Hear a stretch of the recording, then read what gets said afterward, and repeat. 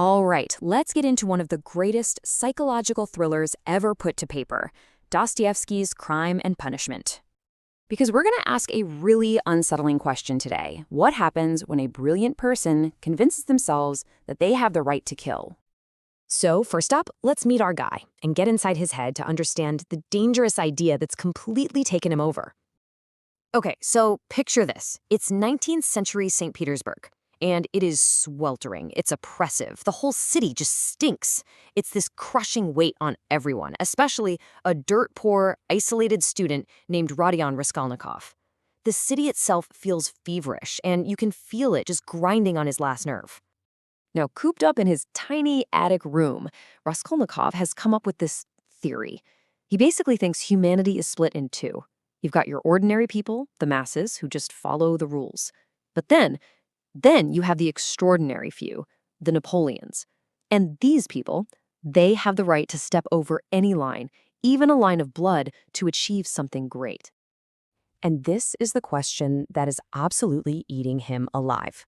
He's convinced he's special. He's one of the extraordinary ones. But how can he know for sure? Well, he comes up with a truly horrific experiment to find out.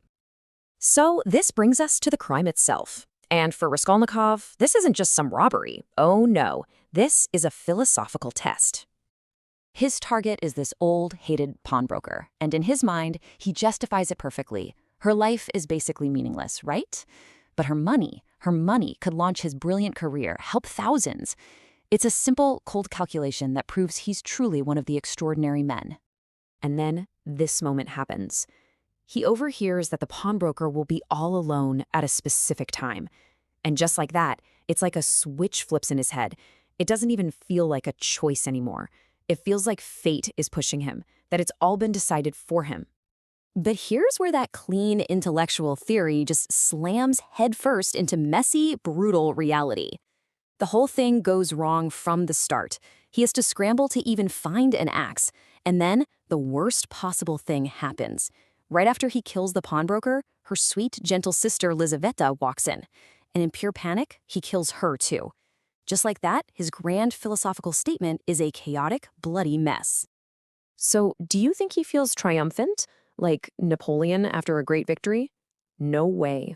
Instead, Raskolnikov is instantly thrown into his own private psychological hell.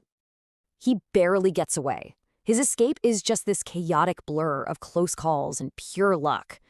And then he just collapses into this violent fever where he can't even tell what's real and what's a nightmare anymore.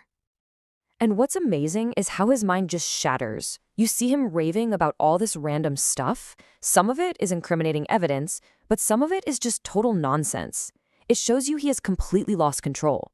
He can't sort out the important clues from the junk floating around in his sick brain. And here's the ultimate irony. The crime that was supposed to prove he was superior, that he was above other people, all it does is cut him off from everyone. It's like he's built an invisible wall around himself, isolating him from his friends, his family, all of humanity. So this crushing isolation, it pushes him. It forces him toward two huge confrontations where he finally has to face what he's done. First, you get this brilliant cat and mouse game with the police investigator, Porfiry.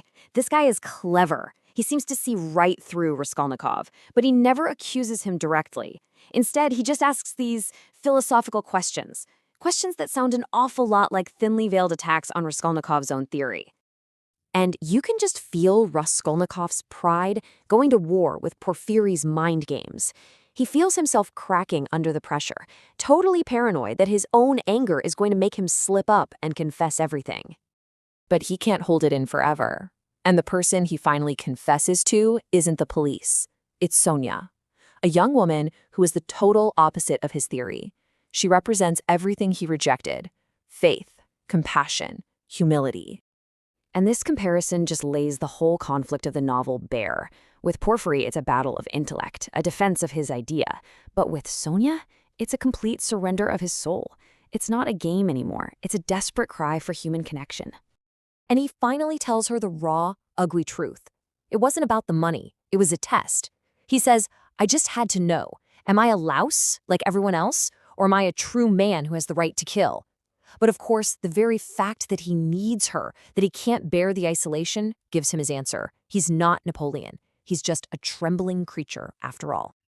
And all of this builds to the book's incredible conclusion about what crime, and more importantly, what punishment, really is. So yes, he does eventually confess to the police. He gets sentenced to hard labor in Siberia, but Dostoevsky is crystal clear about something. That is not his real punishment. His real punishment, his real torture, is the complete and utter failure of his grand idea. Get this, he's not eaten up with guilt over the murders. He's eaten up with shame that he was too weak to be an extraordinary man. He's ashamed that he needed to confess. In his mind, the murder wasn't a crime. It was just a blunder. And the book shows that the only way out for him isn't to try and rationalize what he did. His only path forward is through accepting suffering, through humility, and through the incredible, unconditional love that Sonia offers when she follows him all the way to Siberia. Which leaves us with the question at the very heart of this masterpiece. What was the real crime here? Was it the act of murder itself? Or was it the arrogant, terrifying idea that one human being can decide that they are more important than another?